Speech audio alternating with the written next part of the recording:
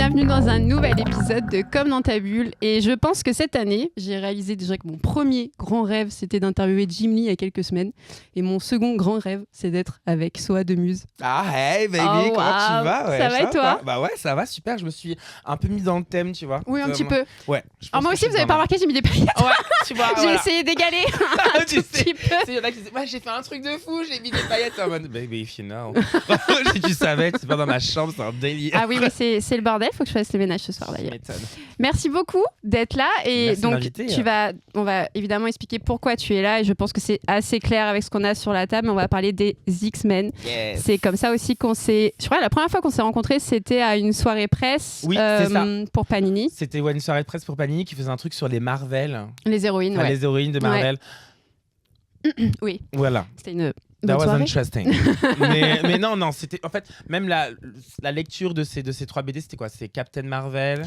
Ouais, il y avait Non. il y en avait 6. Il y avait Miss Marvel, Captain Marvel, She-Hulk, Wanda Ouais. et Il y avait la sorcière rouge, t'es sûr? ouais, ils ont fait ça. Ouais. Pourquoi je sais Non, pas j'ai un doute. Non, Non, il y avait Jessica Jones. Ouais, Pardon. Jessica Jones, ouais, il y a pas la sorcière.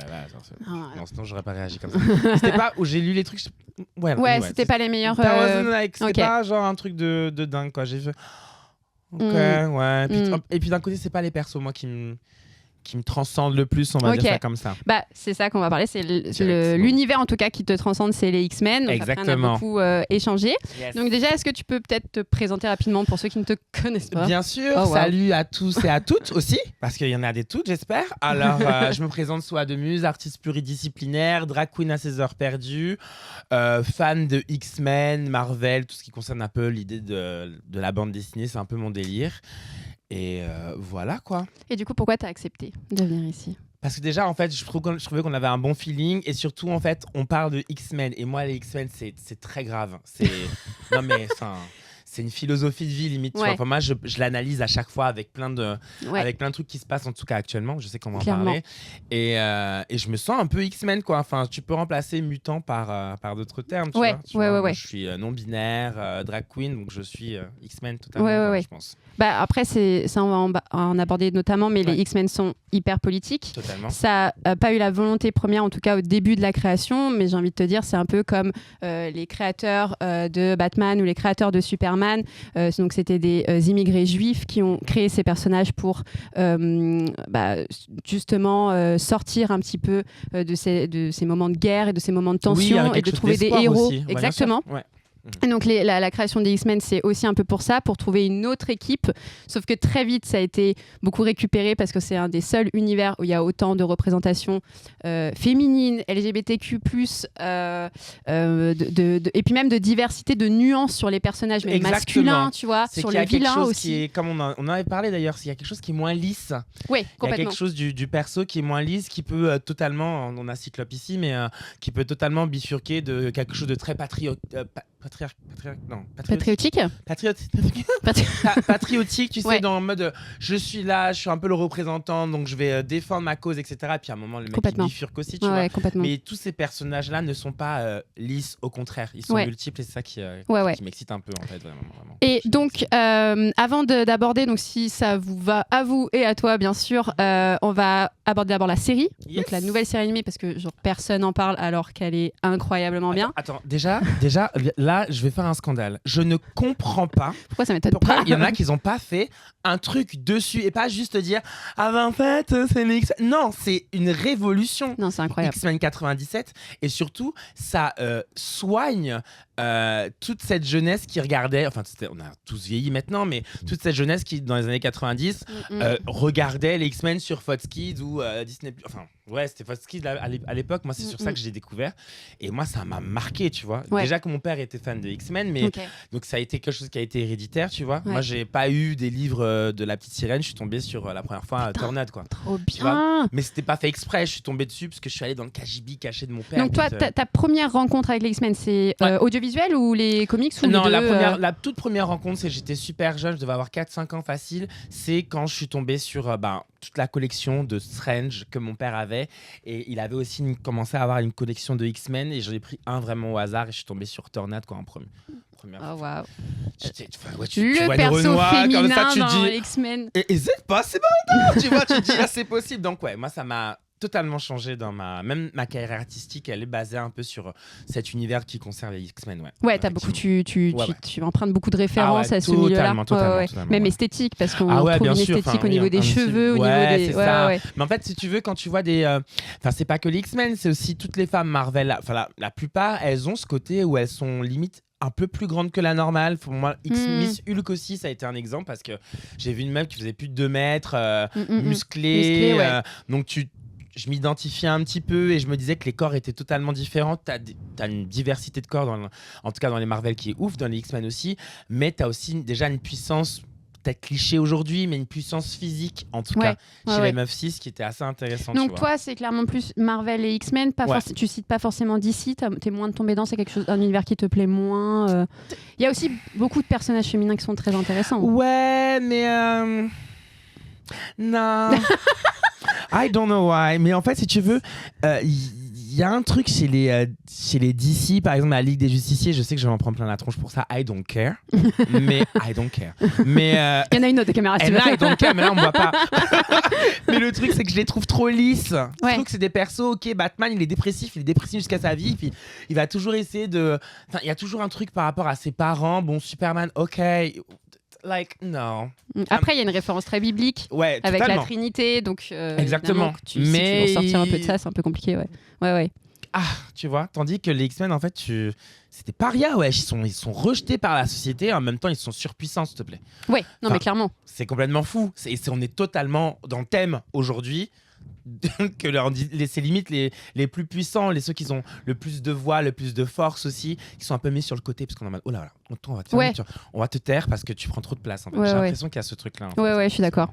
Et justement, donc on va aborder la série. Ça a été quoi ton avis, ton premier ressenti quand il y a eu l'annonce de cette nouveauté? En vrai de vrai, je vais pas te mentir, quand ils ont dit que Disney Plus reprenait X-Men en version animée, j'étais en mode parce que Disney Plus là, c'est compliqué, hein.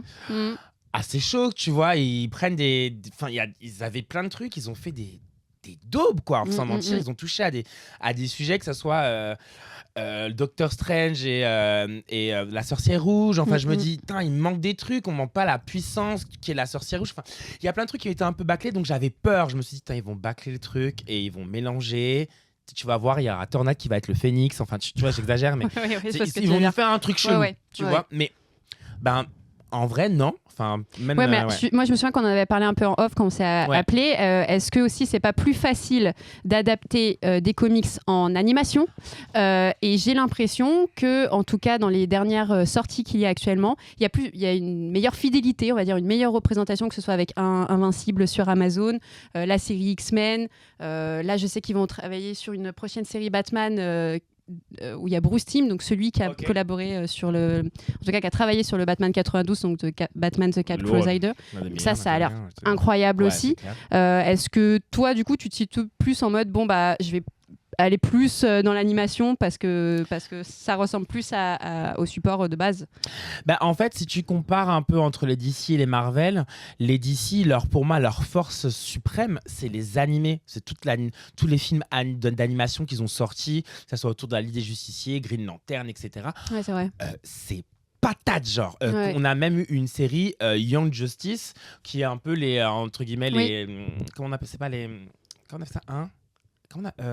Teen Titans un petit peu. Ouais, mais tu sais, t'as le super-héros et t'as son acolyte. Voilà. l'acolyte, donc c'est un peu les acolytes de tous les super-héros. Et en fait, c'est intéressant parce que je pense qu'il y a 5 saisons. Dans les 5 saisons, ils évoluent.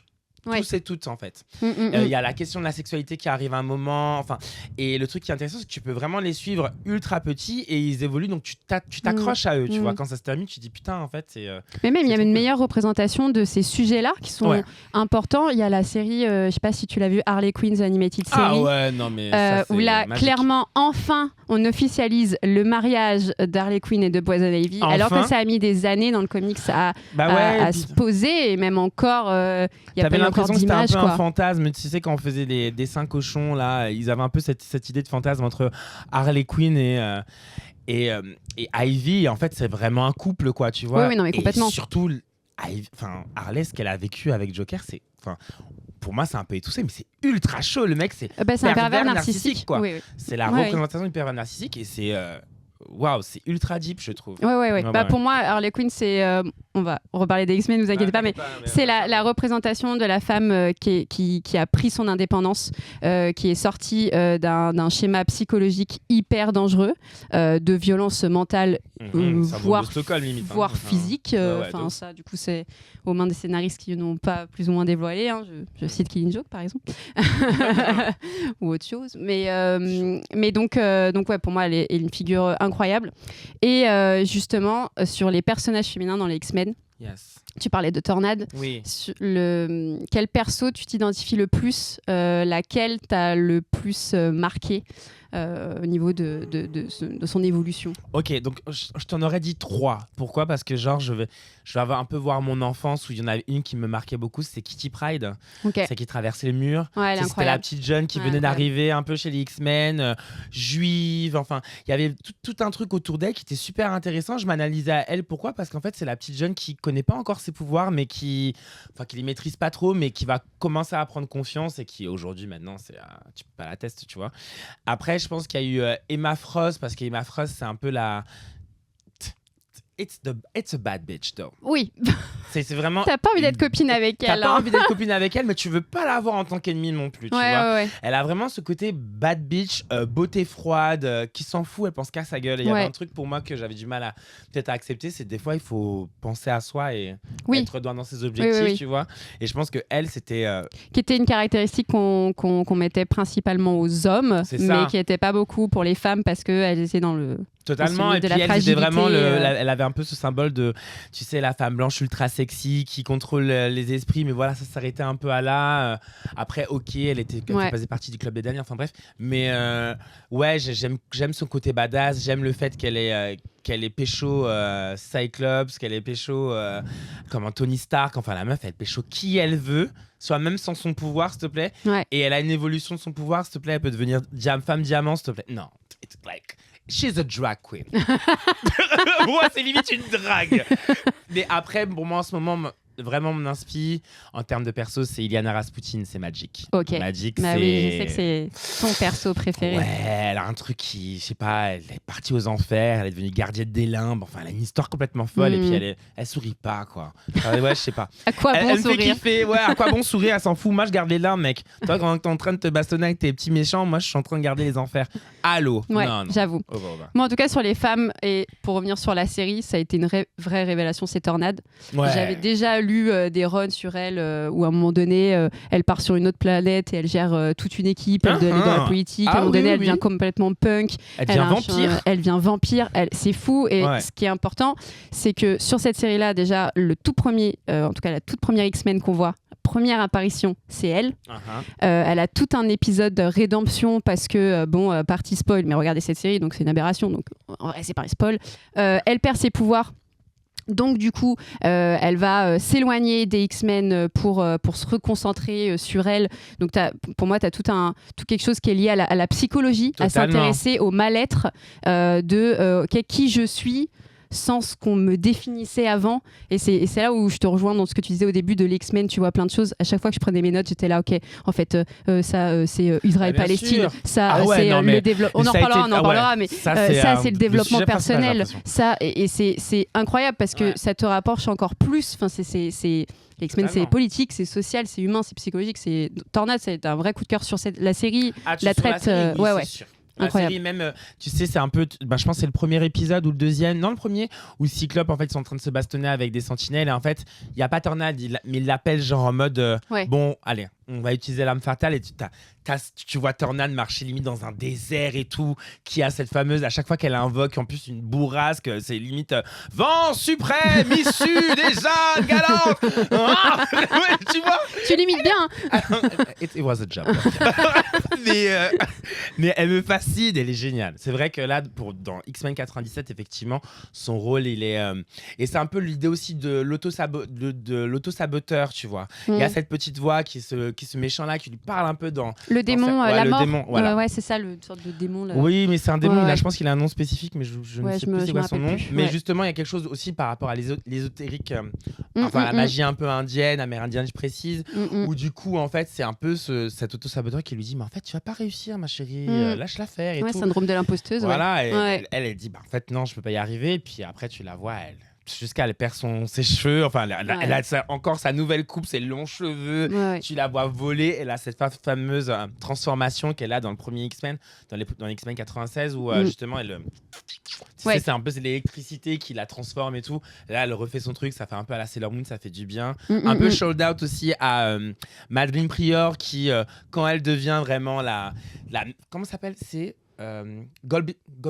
Goblin Queen, c'est ça ? Ouais, c'est ça. Ouais. Quand elle se transforme, il y a vraiment un peu cette transformation un peu à la Sailor Moon. Moi, personnellement, ça m'a énormément excité parce que moi, tu me fais tu me mets quelqu'un en lévitation qui fait chat. C'est un show, quoi. Si je pouvais faire ça tout le temps, ça aurait été génial. Mais ouais, non, ouais. On va demander à ton équipe de créer des effets techniques. Donc ouais, tu le disais, il y a ce perso-là, il y a Jean Grey, il y a Malicia qui ont chacune des runs qui sont développés et c'est aussi la force de la série. C'est que tu as une histoire principale. Total. Donc avec Mister Sinister, avec les Sentinelles, avec à un moment donné le massacre de Genosha. Ok, on en parle tout de suite après. Mais chacune va avoir un peu son développement. Ce que je trouve ça aussi très bien pour bifurquer un petit peu sur les personnages masculins, c'est que Wolverine est très peu.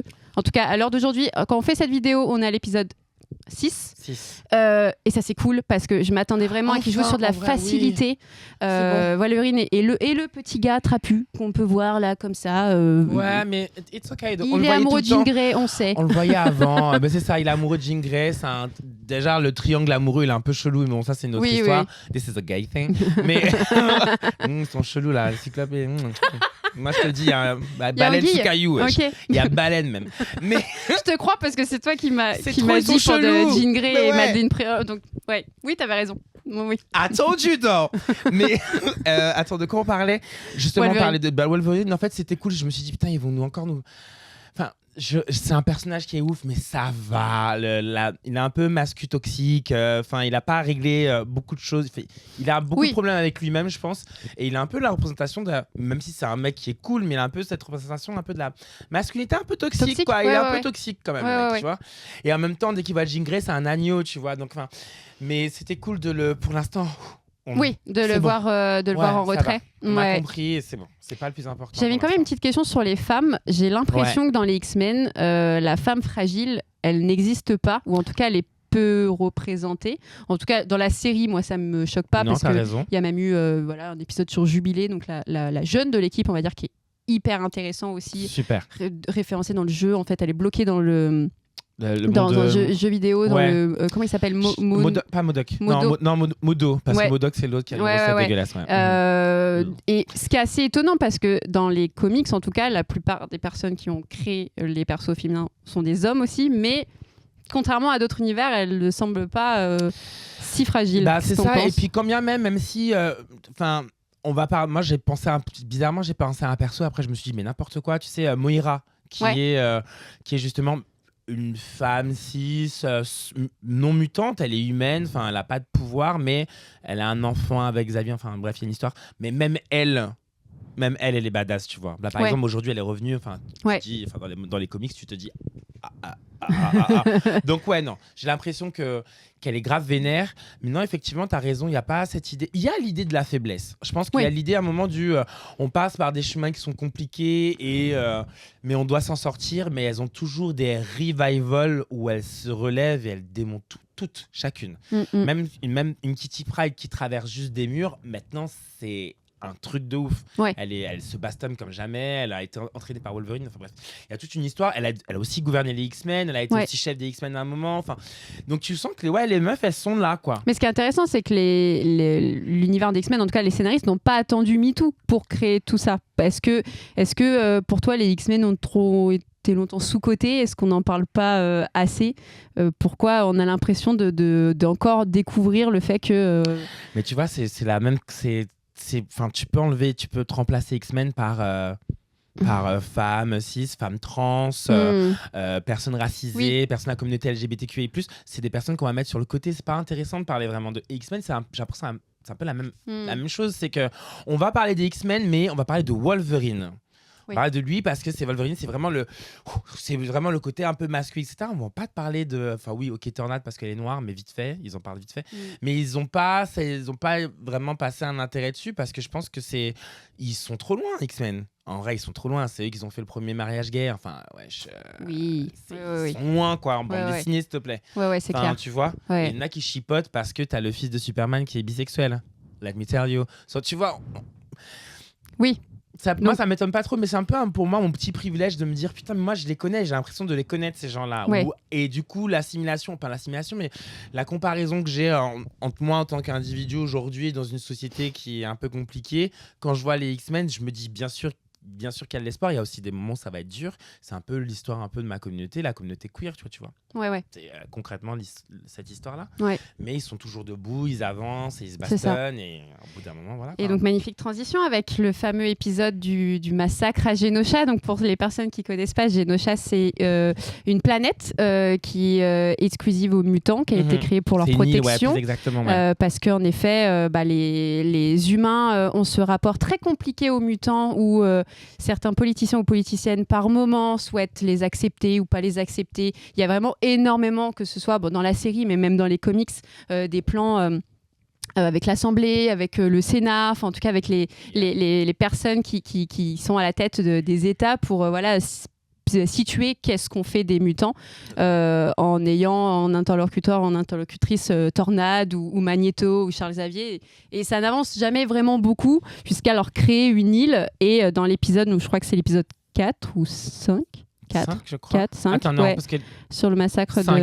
c'est le 5. Parce que si c'est Tornade qui... Oui, 5, je crois. C'est ça. Et ça, c'est assez propre aux comics. Pour le coup, c'est hyper cohérent et fidèle. Donc ça, c'est chouette. Qu'est-ce que t'en as pensé de cet épisode Waouh, c'était dur. Ouais, il est chaud, quoi. Mais tu sais, je remonte un peu, moi je te remonte limite à l'épisode 2 où justement c'est là où Tornade perd ses pouvoirs et il y a tous et Magneto est face au Parlement, tu vois.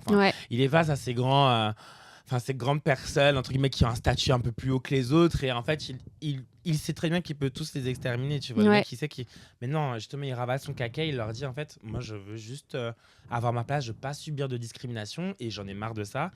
Et ils sont en train de les... Tu sens, il fait une comparaison, il dit en fait si on vivait tous ensemble, on se casserait moins la tête déjà. Je résume vraiment, tu vois. Alors qu'après il y a cet attentat qui est dans le Parlement et il aurait pu totalement les détruire, mais il leur explique, il leur dit en fait là, faut qu'on arrête nos conneries là. Et c'est la même chose un peu quand il y a justement ce massacre à Genosha. Ça m'a fait penser justement à ce qui s'est passé à Gaza. Et je l'ai noté dans mes notes, c'est exactement ce que... Moi, ça a été assez chaud, et en même temps, je me suis posé la question parce qu'il y a un peu ça s'est passé déjà en octobre dernier. En octobre dernier. Depuis 40 ans, ma gueule. Ils sont en train d'en prendre plein la tronche, bref. Et en fait, il y a eu un peu ce moment de personne regardait, quoi. Il y a un peu ce truc, il y en a qui ont été choqués, mais il y en a d'autres qui... on sait pas de quoi on parle. Ça on va rien dire, ou en tout cas... on peut pas trop en parler. Pardon, excuse-moi, là il y a un massacre en vrai. Je m'en fous, vos histoires de politique, qui a la Terre, c'est à qui, je sais pas quoi. Déjà, vos histoires de la Terre appartient à quelqu'un, déjà on est juste des humains, on n'a pas créé la Terre, on se calme. Donc ça c'est un autre sujet. Quand la nature va reprendre ses droits, je crois qu'on va moins rire. And she gone. Ah bah oui. Mais on sera des mutants, on aura survécu. C'est ce que je me dis. Enfin, pas un mutant joli quand même. Quand même, drague. Alors, sexy. Mais ce que je me dis, c'est quand je me suis dit, on a eu un peu ce regard où on ne regardait plus, où certaines personnes n'ont pas voulu en parler. Il a fallu je sais pas combien de mois pour qu'on se dise il faut cesser le feu. Ah ouais, putain. Donc c'est un peu cette histoire qui se passe. Il faut cesser le feu un jour, et puis après on recommence le lendemain. Voilà, mais ça a pas trop de sens. C'est ce qui se passe maintenant. C'est ce qui passe dans Genosha. Il y a carrément eu un génocide. Complètement. Tu vois. Et bizarrement, en plus, ce génocide s'est fait par une arme qui a été créée par des humains. Peut-être qui est utilisée par une autre personne, mais ça a été créé par des humains, les sentinelles, tu vois. La comparaison, en vrai, elle est... Déjà, tu cites l'épisode 2 où il y a l'attentat au Parlement, et je crois qu'on en avait parlé, mais ça a fait énormément sens à l'attentat qu'il y a eu à la Maison-Blanche au moment de Donald Trump. Oui, totalement. Les tenues, en fait, des personnes qui sont anti-mutants, c'est clairement des nazis. Des Trumpistes, ça se comprend. Trumpistes / nazis, j'ai envie de dire, c'est un peu la même chose. C'est un épisode très politique. C'est clair. Et donc, il y a vraiment des codes qui sont hyper similaires, et tu l'as pas vu, mais l'épisode d'après, donc qui fait suite à Genosha, justement les politiciens, les humains se mettent un peu en recul, ou en tout cas oui on va vous aider, mais on va faire attention, et c'est clairement ce qu'on a. Tu parles de Gaza, mais ce qu'on a aussi avec la guerre de la Russie et de l'Ukraine aussi, bien sûr, où j'avais vu un documentaire il y a pas longtemps où c'est encore très compliqué, en tout cas pour l'OTAN, de se situer sur est-ce qu'on donne des armes ou est-ce qu'on n'en donne pas, et les ponts comme ça qu'on peut faire sur les X-Men, c'est assez incroyable. C'est assez fou, et il y a moi c'est ce qui m'a, ça m'étonne pas que tu me parles de ça, parce qu'en plus c'est ce qui m'a choqué, en tout cas quand j'ai vu le massacre à Genosha, c'est vraiment qu'ils essayent juste de vivre, ils font chier personne, ils disent on va se mettre dans nos côtés, on va faire chier personne, putain tu viens nous casser les couilles, tu nous tues quoi.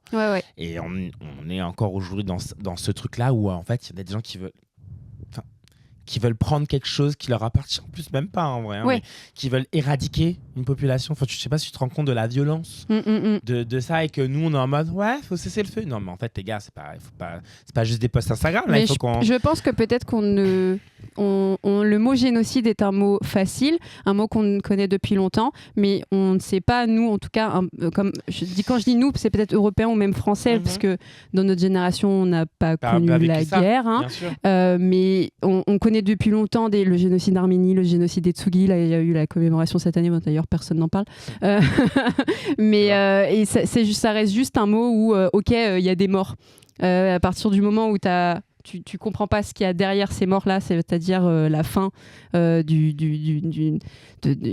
personnes, en tout cas de nationalité, d'un pays, c'est hyper grave. C'est hyper violent, tu penses aux enfants, quoi. Enfin, c'est peut-être pour ça aussi qu'on comprend un peu mieux la position des X-Men, en tout cas dans plusieurs récits où il y a beaucoup de fois où Cyclope il vrille parce qu'il se rend compte que, et c'est ça qui est intéressant, il reste pas juste ce petit boy scout très sympathique, parce qu'à un moment donné, j'ai lutté X temps, jeu de mots. J'ai parlé avec les humains et j'ai essayé de leur faire comprendre qu'on était comme eux, et non, donc à un moment donné je vais arrêter, et c'est ça qui est assez ouf, c'est dans tous les récits que j'ai pu lire, c'est que tu as cette balance entre gentil et vilain. Et justement je voulais te demander, est-ce que pour toi le côté très manichéen, gentil, méchant, il y est plus en fait dans les X-Men? Pas du tout. Ça t'intéresse du coup? Oui, mais il a vite été effacé, tu vois. Oui, complètement. Ça n'a pas été. C'était au début, il y avait justement quand tu avais les 5 premiers X-Men, donc c'était un peu justement assez binaire. Bon, donc t'en as 3, enfin, t'as les 3 mecs, enfin, non, t'as 4 mecs, une meuf. Non, ils étaient quoi? 4 ou 3 ou 5? Attends. Dans les X-Men? Ouais, les tout premiers. 5, I think. Cyclope, Beast, Iceman, Angel et Jean Grey. Oh, honey. mais en fait, en vrai, ça a très vite bifurqué quand justement tu as eu aussi ce nouvel arrivage de X-Men qui sont arrivés, et du coup ils étaient aussi déjà physiquement différents, quoi. On avait quand même Diablo, Tornade, Wolverine, Sunspot, je crois. Enfin bref, il y avait quand même une bonne équipe, mais totalement différente de l'archétype, en tout cas blanc, cis, qu'on peut voir d'habitude grand, dans musclé, ou la petite, classique. La petite meuf qui galère à faire voler un objet. Non, c'était plus le sujet. Là, tu avais des persos intéressants, et c'est ce qui m'a fait kiffer, c'est que tu les vois péter des câbles, tu les vois réfléchir. Wolverine, c'est l'un des exemples. Il a tué des gens avant quand même. Il a fait la guerre, le gars, tu vois. Donc il est déjà traumatisé, en plus, par un sujet qu'on n'en parle pas beaucoup, c'est tous les militaires et tous les combattants qui sortent de guerre, ils sont perturbés à mort. Et lui, c'est l'exemple type. Il est traumatisé jusqu'à, tu vois. Et en fait, ils essayent pas d'être gentils, ils essayent d'être juste humains, en vrai. C'est comment essayer de considérer l'autre et respecter l'autre, tu vois. Je pense qu'il y a plus cette question dans X-Men, c'est comment on peut juste vivre ensemble. On n'est pas obligé de se tenir la main, on peut juste vivre ensemble. Et par moments, avoir des accès de colère et Exactement. ne plus être raisonnable. Exactement, ouais. Je ne sais pas si tu l'as lu, ou en tout cas vu aussi la vidéo, il y a Bocce Geek qui a fait le syndrome de Magneto, donc il en a fait un bouquin. Ok, oui, et justement, il parle du syndrome de Magneto, comme quoi nous, aujourd'hui, on se lie plus aux vilains, parce que les vilains ont une cause et sont sans limite. Et que c'est un peu... boring, un peu ennuyant d'être un héros, une héroïne, parce que t'es limité, parce que tu peux pas tuer, tu suis un code. Et justement, il a fait toute une partie sur les X-Men. Justement sur ça, il parle aussi que voilà, toute la politique où Charles Xavier c'est le Martin Luther King et Magneto c'est le Malcolm X. Vraiment trop intéressant et justement cette évolution sur Magneto où peut-être que les gens qui connaissent pas trop sont un peu surpris, mais dans la série on le voit du côté des gentils, dans les films on l'a toujours vu du côté des méchants et je me mets toujours un peu à la place des personnes qui connaissent pas les comics, qui se disent mais attends je comprends plus rien, ils ont déformé, mais en fait c'est ça Magneto. Mais Magneto aussi. En fait c'est il est ok. Enfin, il est méchant. Ben, c'est compliqué parce qu'en même temps, le mec, ce qu'il est en train de dire, c'est juste, il dit, les gars, on est des mutants, on a des pouvoirs, on est supérieurs aux humains. Comment ça se fait qu'ils sont en train de nous... depuis je sais pas combien de temps. En fait, on est puissant en fait. On n'a pas besoin de se justifier de qui on est. Enfin, Magneto, il a ce truc où en fait, il comprend pas pourquoi, par exemple, Charles Xavier, il est beaucoup plus mielleux en mode non, toi vivre ensemble parce que vous savez. Non, lui, il est en mode en fait, arrête tes conneries. Moi, j'ai vécu justement la Seconde Guerre mondiale où j'étais dans des camps de concentration. J'ai perdu mes parents dans des camps de concentration. Enfin. Le mec, il est déjà. Il a un background il a un background de ouf. Donc, tu m'étonnes qu'après, il voit ça et puis il revoit un sort de revival. C'est un peu de revival de ce qui s'est passé avant. Il se dit on va pas, je veux pas être encore une victime. J'ai pas en plus envie de revivre la même chose. Donc, il a un peu ce côté sans pitié envers, en tout cas, les humains, tu vois. Oui. Les mutants, c'est un peu ce truc-là en mode pour ceux qui sont partis des X-Men, il dit vous êtes perdus, vous avez pas encore compris le truc. Un jour, vous allez venir me revoir et me demander des conseils. Mais par contre, les humains, il est sans pitié. Et d'un côté, tu dis, Alors après, il y a aussi des persos, notamment dans celui-ci, là, le All New X-Men, où Cyclope pète un câble et il y a aussi des mutants qui tuent des mutants. Oui. C'est ça qui est aussi intéressant, c'est que cette notion de méchanceté, elle est globale, elle n'est pas juste dans l'antagonisme mutant, humain, mutant, tu vois. C'est comme, j'ai un peu ce discours-là, c'est comme pour la communauté LGBTQI+. On ne sait pas ce qu'on fait partie de... On ne sait pas ce qu'on est LGBT ou QI+, qu'on est forcément gentil. Regarde notre Premier ministre, j'ai envie de te dire. Enfin, tu vois. Non, mais là où je veux en venir, c'est que c'est pas parce que t'es mutant non plus que t'es gentil, c'est ce qu'ils sont en train de dire, ou que t'es pas cinglé dans ta tête aussi, tu vois. Donc il y a aussi ce thème encore, ça s'est pas arrêté. On aurait pu totalement s'arrêter en disant les mutants ils vont être discriminés toute leur vie et il y a les humains et c'est tout, on arrête là. Non, c'est qu'ils poussent le truc en disant mais dans la propre communauté, il y en a qui sont un peu cinglés quoi. Et ça qui est intéressant je trouve parce que ça continue et du coup ça s'arrête pas. Là aujourd'hui je pense que je suis un peu à la ramasse niveau X-Men, mais ah non, ça continue, c'est incroyable. Ils ont Krakoa maintenant, ils ont une île, ils ont ressuscité. Oui, ça c'est tellement facile pour les scénaristes à un moment donné. Au bout d'un moment, j'avoue, il faut faire quelque chose. Ils sont encore morts. En faire une île qui fait ressusciter. Voilà, toi tu revis, tu vas faire un peu d'action. Je m'étonne. On l'a beaucoup dit, les X-Men c'est politique. À ton avis, est-ce que les X-Men peuvent apporter quelque chose à notre société ? Ah, mais ils apportent déjà ? Mais est-ce qu'on devrait plus s'intéresser aux X-Men pour qu'ils apportent beaucoup plus ? Totalement. Moi, ça fait ce que je suis aujourd'hui. C'est pas des mythos. Enfin, moi, les X-Men, c'est toute ma vie limite. Donc bien sûr que oui, ça pourrait apporter certaines choses, tu vois, des sous-textes où on étudie, mais pourquoi, même si... Parce que peut-être... avant que 97 sort, on a eu X-Men Evolution, Wolverine and the X-Men, blabla, mais celui des années 90, ok. Les sujets étaient pas, on pouvait pas encore. C'était pas aussi profond. C'était pas aussi profond c'est parce super, que c'est une bonne série. C'est une bonne série pour l'époque, tu vois. Oui, complètement. C'était pas aussi profond. Là, on arrive et on a plein d'exemples parce qu'avant vraiment, on parlait beaucoup plus de la discrimination. C'est vraiment l'idée de la discrimination au sens large du terme. Là, du coup, on rentre vraiment dans le plus précis de la discrimination que tu peux avoir envers les autres, mais la discrimination que tu peux avoir aussi envers toi-même. Tu vois, il y a toutes ces questions-là qui, en tout cas, ressortent des X-Men. Et pour moi, ce serait génial qu'on s'intéresse un peu plus. Mais en même temps, c'est pas plus mal non plus qu'on n'y touche pas trop. On a déjà fait des trucs un peu chelous avec. Tu vois, il y en a eu certaines, Ouais. tu vois. Non, mais je parle même pas forcément de créer plus d'adaptations. Si on reste dans le contexte d'aujourd'hui, donc dans les X-Men, il y a une forte représentation de communauté LGBTQ+. Il y a toujours eu des transgenres. Et on a la polémique en ce moment avec Dora Motu, Marguerite Stein et leur bouquin de merde et le fait qu'on parle de transphobie. Est-ce que ça nous aiderait pas aussi sur des points de pop culture de se dire ok, en fait, dans la pop culture, il y a cette communauté-là, on l'accepte et tu vois, le mettre à notre échelle. Je vois très bien où tu vas. Tu m'as donné 3 prénoms là. J'ai eu un. Ouais, je sais. Tu m'as je me suis retenue de pas vomir, mais j'ai pas mon micro et mon équipe elle-même. Moi, j'ai vomi intérieurement. Voilà. Mais oui, je vois la comparaison. Mais en fait, de toute façon, on serait pas pris au sérieux si on leur dit ça. Même si, quand bien même tu fais tous les développements que tu veux, ils vont te dire, moi, tu me parles des X-Men, tu parles de quoi? Ils sont tellement cons et stupides qu'ils vont même pas avoir cette réflexion-là. Pas forcément pour elle, mais pour les personnes qui tu vois, pour le grand public, je dirais. Mais si tu veux, c'est comme... pour moi, par exemple, Marguerite Stern, c'est un peu une X-Men qui a quitté le truc. Il faut savoir parce qu'elle était en train de... Enfin, c'était une colleuse à l'époque, tu vois. C'était une colleuse qui était aussi un peu lesbienne quand même, hein, tu vois. Et puis d'un coup... Là, c'est bon, on dirait qu'elle a infiltré. C'est elle l'infiltrée. Bon, bref, ça, j'avais besoin de le dire parce que c'était pas possible de laisser passer les trucs comme ça. Des fois, elle me fait penser un peu à Mystique, mais même Mystique, elle est au-dessus. Mystique, en plus, elle essaie les trans de toute manière. Bref. Mais. Ouais, mais en même temps, tu sais, ils sont tellement. C'est bizarre ce que je veux dire, j'ai pas forcément envie de leur donner cette capacité ou ce bijou qui X-Men à ces gens-là. En fait, ils méritent pas.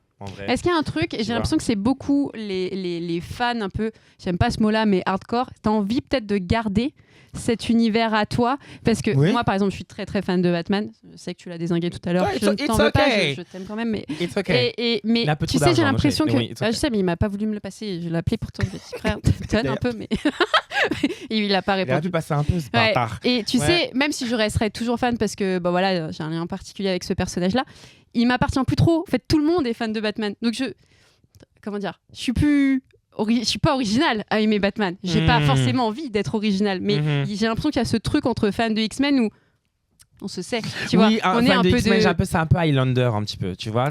Tu sens la personne qui connaît, et qui connaît. Enfin, par exemple, moi j'ai une relation, on n'est plus ensemble, mais mon ex, il était fan de X-Men et ça, c'est l'une des choses qui a sauvé le couple pendant 2 ans, tu vois.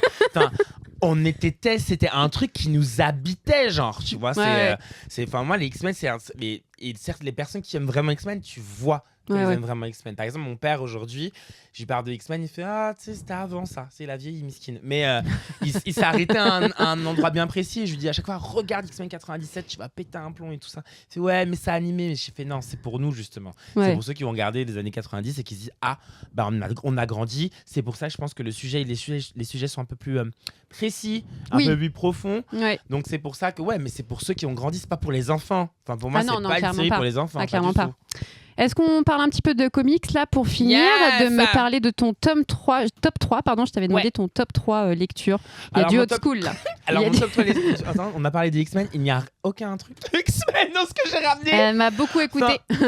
En fait, il y en a un qui m'a marqué, c'est une Uncanny X-Men. Oui. Mais c'est le numéro 100. Tu sais, c'est pas. 183, 185. Je pourrais le noter en lien vidéo. Ouais, en fait, tu vois, c'est le fameux X-Men où en fait, il y a Emma Frost et Tornade qui échangent leur corps. Ah yes. Ah oui. Et il y a cette fameuse scène où, du coup, à un moment, Tornade arrive à reprendre possession de son corps, mais tu vois, limite, elle dézingue tout le costume. C'est magnifique. Cette fameuse image, en fait, où tu vois justement Tornade qui tient par le cou Emma Frost, c'est. Ok. Incroyable. Waouh. D'accord. Okay, anyway, bon. Après, moi, j'ai ramené un peu une petite pièce ancienne. Je vous la montre comme ça. Oh, wow. Je fais un peu de télé, genre. Vous la voyez, c'est bon. Alors, en fait, ça, c'est à mon père que je lui ai volé, mais il y a longtemps. Hein. C'est un Nova. Donc numéro 53. Donc Nova, et ça parle un peu dans celui-là, on parle de les 4 Fantastiques, Miss Hulk beaucoup. Ça tourne beaucoup autour de Miss Hulk et c'est super intéressant parce que c'est Mick. Oh là là, waouh. Allô. C'est ouais. Il y a du franc. Ah bon? Waouh, c'est en francs. Ah mon dieu, 27 francs. C'est hyper cher, non? Je sais pas. En fait, je sais pas faire le excusez-moi, trop jeune, je ne sais pas faire. T'as connu le franc, toi? Non. Non, ça a changé en 2000. T'as quel âge, c'est pas indiscret? Tu peux pas dire 30. T'as 30? Si, t'as connu quand t'achetais des glaces un petit peu quand même, non? Je sais pas. T'as pas de souvenir? Je sais pas, moi, mes parents m'achetaient des trucs. Moi, j'avais des esclaves. J'avais des esclaves. C'est vrai.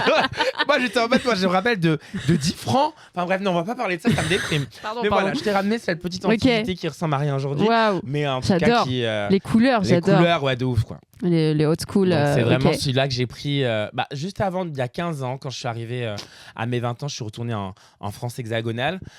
J'ai pris ça dans la collection de mon père, j'ai pris ce Nova, j'ai volé avec moi, tu vois. Je vois que tu as la sorcière rouge aussi, qui est l'un des tomes incroyables. Désolé, je roule des joints dessus. I think it's not good, but you know. Mais le pire, c'est que c'est vrai. La sorcière rouge, le tome 1, je l'ai adoré. J'ai pas acheté la suite, mais c'est juste l'idée du dessin.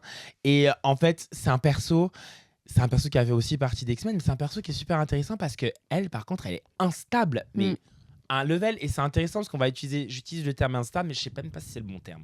Parce qu'en fait, elle est un peu fragile, tu vois, quand même. Oui. Elle est fragile et elle est surpuissante en même temps. On peut dire des problèmes psychologiques qui sont liés à des choses qui lui sont passées dans sa vie et totalement. qui sont réelles et qui ne sont pas créées. Donc totalement, c'est clair. Et c'est bien que tu la cites parce que elle est dans un tournant assez marquant pour les X-Men avec le gros événement House of M. Donc voilà, tu vois, ça c'est à lire, ça c'est incroyable. Le truc, c'est que c'est pas après, il y a plein de trucs où en fait, elle fout le bordel parce qu'en fait, concrètement, elle est traumatisée de déjà. Alors, en précision, il y en a qui vont dire oui, c'est la fille de Magneto. No, it's not. Oui, parce qu'il y a tout un truc sur est-ce qu'elle est sorcière, est-ce qu'elle est mutante. Il y a aussi pas mal de choses comme Namor, j'ai envie de te dire. Namor, c'est un mutant. Ça, c'est une autre histoire aussi. Mais voilà, c'est ce petit livre-là. Il y a aussi quelque chose de la mythologie. Elle rencontrait 4, reine des sorcières. Enfin bref. Il y a quelque chose qui me parle bien autour de ça. Donc, la sorcière rouge, boum boum. Tome 1. À lire. Voilà. Et après, ça. Alors, pour moi, pour le coup, c'est l'une de mes bandes dessinées vraiment préférées. C'est The Authority. The Authority. I think. Yeah, The Authority. C'est un peu la version meilleure, intelligente, politique de Justice League. C'est que du coup, en fait, c'est une bande concrètement de... Ils sont pas trop gentils ni méchants. Hein, ils essayent juste d'essayer de... Ils gouvernent même des fois certains pays. Enfin, quelque chose, ils sont ultra politiquement. Ils sont vraiment imposés dans le monde, tu vois. Mais à ce côté totalement badass, il y a un couple gay dedans. Enfin, c'est un peu l'équivalent de Batman et Superman. Ils sont ensemble. Donc, tu vois... c'est assez incroyable. Le personnage principal qui est Jenny Sparks, qui est l'énergie du 20e siècle. La représentation du 20e siècle, c'est un truc de ouf, quoi. Et concrètement, ça balance. Et à ce qui paraît, tu m'as dit qu'ils avaient peut-être les sortir. En tout cas, quand James Gunn a officialisé donc sa reprise sur le DCU, il a parlé de The Authority comme quoi il allait l'adapter. Donc à voir. Je ne crois que ce que je vois. Et d'ailleurs, il faut savoir qu'il y a une drag queen qui est chez les X-Men, qui est sortie. Bon, ok, come on. Elle est sortie quand ils ont voulu annoncer le coming out de Iceman, où il va dans un truc, dans une sorte de soirée LGBT, il tombe sur une drag queen qui contrôle la force noire, s'il te plaît. C'est même pas comme si, en fait, ils disent, ouais, elle se téléporte, mais non, calmez-vous. Elle contrôle la force noire, les gars. Ce qui veut dire que concrètement, elle peut être ultra puissante. Ils l'ont sortie une fois, ils l'ont plus calculé. Donc là, on va faire quelque chose because I'm gonna be that bitch on the TV, no shade. J'ai vu une drag queen, Renoir, grand talon, grande mâchoire, this is me. Avec le pouvoir de contrôler la force noire. J'étais gothique en Martinique à l'époque. Je pense que ça marche. C'est ça la force noire. Qu'ils se sont inspirés de toi? Non, c'est pas de moi qu'ils sont inspirés. Ils sont inspirés d'une autre drag queen, Dax Exclamation Point, qui est dans la saison 7. Et en fait, par contre, justement, je te conseille de regarder. En fait, elle arrive, elle est concrètement en tornade. Ah ouais, elle est vraiment en tornade, version punk et tout. Ouais. Ah ouais, et elle est très, très, très forte dans le cosplay. Okay. Voilà. Je vais faire moi 2 petits conseils comics. Let's go. Donc, il y a chez Panini Comics la collection Must Have. Ça, c'est super chouette parce que encore une fois, moi, j'aime bien parler aux personnes, c'est pas forcément accessible pour vous. Vous avez envie de découvrir les comics. Il y a des one-shots comme ça, à des prix plutôt convenables. Et donc là, on est quand même avec le scénariste Chris Claremont qui a complètement réinventé et apporté un nouvel air sur les X-Men et les a rendus hyper grand public et populaires. Au dessin de John Byrne, pareil, qui lui aussi a créé, on en a beaucoup parlé sur cette vidéo aussi, mais She-Hulk. Et donc, c'est la saga du Phénix Noir qui est incroyable. Voilà, c'est Jean Grey qui se fait... ensorcelés par le Phénix Noir et qui vrillent complètement et qui perturbent tout l'équilibre des X-Men. C'est un récit mais en plus, il y a vraiment écrit Must Have, c'est pas pour rien. C'est vraiment une épopée de... ça touche plus que la planète, ça va super loin. Mais il y a des moments qui sont très beaux, justement, avec Jean Grey dans l'espace. Il y a un peu cette... Enfin, comment on appelle ça? L'auto-introspection. Introspection, ouais. Où en fait, si tu veux, elle a ces moments en fait où elle, bien sûr, elle parle avec le Phénix, mais elle est juste elle est libre aussi. Il y a aussi ce truc-là même si c'est le Phénix Noir, mais il y a ce côté aussi de la pleine liberté, mais dans tous ses travers aussi, tu vois. Oui. Dans le fait d'être dans le mal jusqu'au bout et d'être libre d'être méchante. Exactement. Parce que ça, là, voilà, peut-être que c'était quelque chose qu'elle refutait sur elle. Franchement, Jean Grey, toujours en train de... Oui. Alors justement...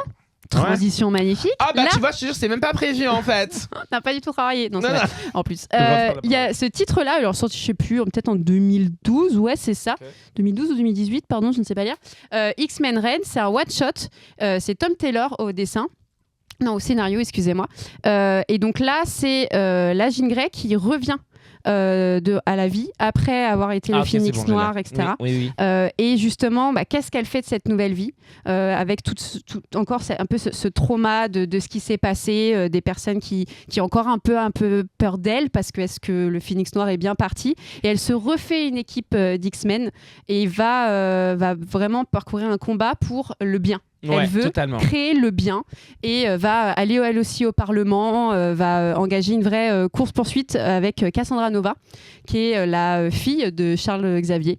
Cassandra Nova, c'est la fille de Charles Xavier, c'est pas la sœur, pardon. Jumelle, c'est la sœur jumelle de... Qui a essayé de... d'ailleurs, qui...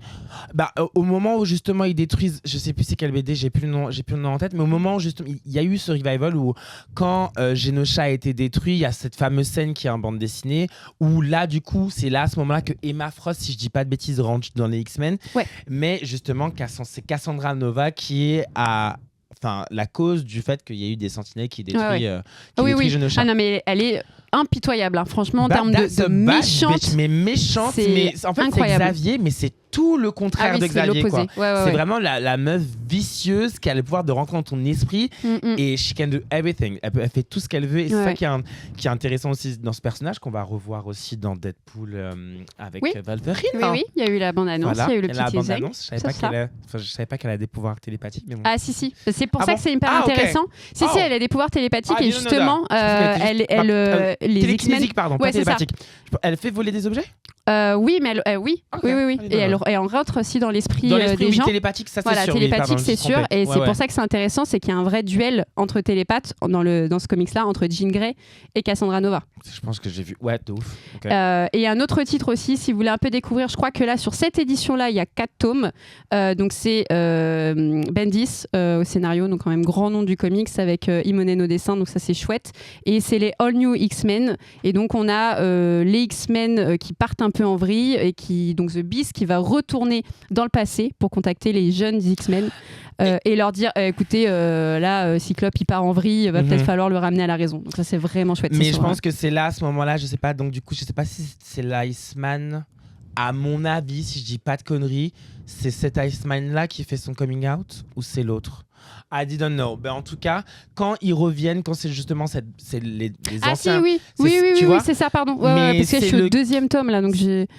Ouais, peut-être, mais je sais plus si c'est ce Iceman là ou un autre. Mais il y a un Iceman dans cette équipe là. Mais je sais pas si c'est lui qui fait son... Il y en a un des deux. Il y en a un qui est actuel, qui est dans le qui a vieilli, l'autre qui est plus jeune, mais je sais pas c'est lequel qui fait un coming out, mais en tout cas il y en a un qui le fait. Et voilà quoi. Mais ça fait plaisir, ça fait du bien. Bon, je crois qu'on a presque fini, quasiment 1 heure, mais je pense qu'on aurait pu en parler encore. Je suis médecin, là, tu reviendras? Avec plaisir, moi je reviens. Trop bien. Avec une nouvelle tenue et tout. Allez, je mettrai des nouvelles paillettes. À nos shades, c'est grave. On changera de couleur. Voilà, donc comme ça on continuera à parler d'X-Men parce qu'on a plein de choses à dire, mais même plus globalement sur... moi j'aimerais vraiment bien encore plus aborder et les personnages féminins évidemment parce que vous me connaissez, et même la communauté LGBTQ+, dans les comics, parce que je pense qu'on n'en parle pas assez, c'est sûr. Et donc voilà, je vous dis à bientôt. Merci beaucoup Soa. Un plaisir, présente. Merci à C'était toi, vraiment chouette. Invité. Merci à toute l'équipe, c'est trop cool.